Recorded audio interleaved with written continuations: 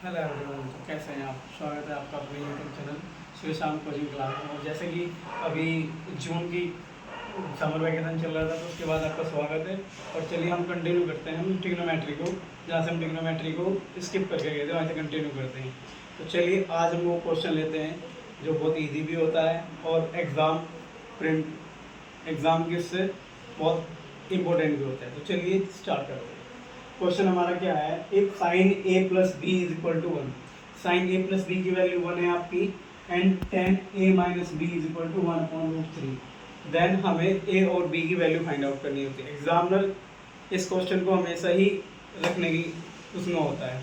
तो देखो ध्यान से समझना, हमने अगर आपको ट्रिग्नोमेट्री टेबल सिखाई है तो आपको करना कुछ नहीं है, बहुत ईजी क्वेश्चन है। सबसे ज़्यादा ईजी क्वेश्चन ट्रिग्नोमेट्री में ये है कि साइन ए प्लस बी की वैल्यू वन है। दैट मीन्स साइन ए अगर है तो ये भी ये साइन में किसकी वैल्यू होती है हमें ये याद रखना है। ऐसे ही टेन में रखना है। तो चलिए हम ये पिक करते हैं, sine A plus B equal to one. अब देखो ध्यान से, साइन ए प्लस बी ये वन किसकी होती है, साइन 90 की।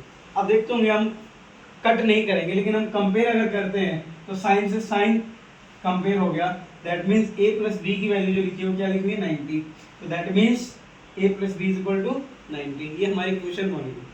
ऐसे हम क्या करते हैं, टेन ए प्लस बी को कंसीडर करेंगे। So tan A minus B is equal to one upon root three. अब आप एक बात देखते हैं, tan A minus B is equal to root three. One upon root three किसकी वैल्यू होती है, टेन 30 की। वन अपॉन रूट थ्री किसकी वैल्यू होती है, टेन 30। तो वन अपॉन थ्री की जगह क्या लिख देंगे हम, इसको रिप्लेस कर देंगे टेन 30 से, एंड कंपेयर करेंगे तो ए माइनस बी की वैल्यू क्या आएगी, 30। ये क्वेश्चन हमारी क्या हो जाएगी, टू।